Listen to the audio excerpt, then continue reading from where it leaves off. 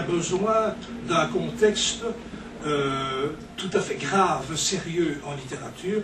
Le contexte ici, dans ces nouvelles, c'est le huis clos. Hein, une répétition de huis clos de Jean-Paul Sartre, et à partir de là, au cours des répétitions, il y a une histoire d'attirance, une histoire d'amour, bien entendu, et il y a en tout cas un personnage qui m'a frappé dans cela. Tu pensais lire un passage, Caldor? C'est une bonne idée. Je ne sais pas si tu parles de Marie dans ce texte. Oui, oui. Ah, voilà. Et on parlera de Marie après. Tu lis d'abord ce texte. Oui, volontiers. Marie allait à la répétition d'un pas nonchalant.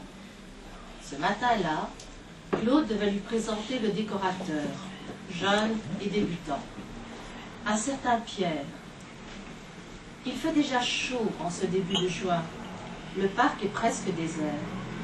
Quelques étudiants sont allongés sur les pelouses, une bouteille d'eau, de coca à la main, scrutant leur cours.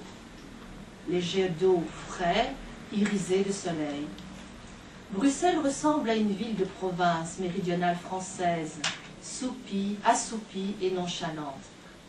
Marie se sent en parfait accord avec elle. Marie, voici Pierre. Pierre, je te présente Marie, notre Estelle, et aussi Christiane, notre Inès. Sans oublier Étienne, notre garçon. Nous lisons la pièce et commençons les répétitions demain. À huis clos, c'est le cas de le dire. Huis clos. La pièce fétiche de Sartre. Comment avait-elle pu se laisser embobiner là-dedans, se demanda-t-elle le lendemain. Marie n'avait aucune sympathie pour le personnage d'Estelle, infanticide et immature. Néanmoins, l'équipe était soudée. Claude l'orchestrait avec tact. Pierre, quant à lui, paraissait timide, gêné, peu causant. Ils avaient parlé autour d'un café. Le foyer du théâtre était désert, désuet avec ses ors un peu passés. Pierre venait du Luxembourg, ne connaissait personne à Bruxelles. En fait, elle faisait seule les frais de la conversation. Lui la regardait. Un regard d'homme des bois, fixe, intense.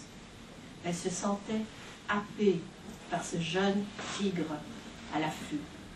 Oui, c'est très intéressant parce que, effectivement, il y a un changement de rôle, puisque les personnages répètent la pièce de Sartre du Clos, entrent dans une autre individualité et échangent de statut par rapport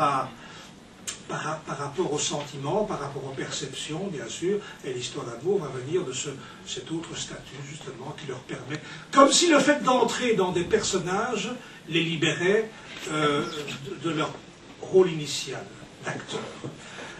Le personnage de Marie, je t'avais demandé si tu en parlais, parce qu'il est intéressant, ce personnage.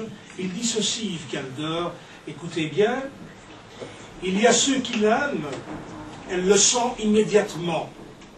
Elle va vers eux, ils viennent à elle. Et puis, il y a les autres, évidemment.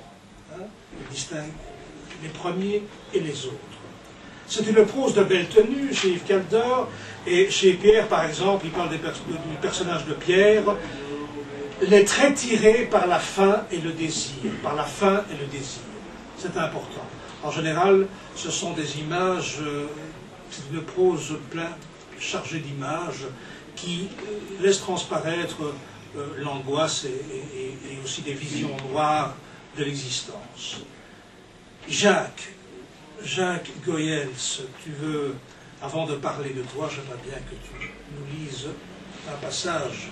Donc j'ai participé à ce recueil avec 2 nouvelles.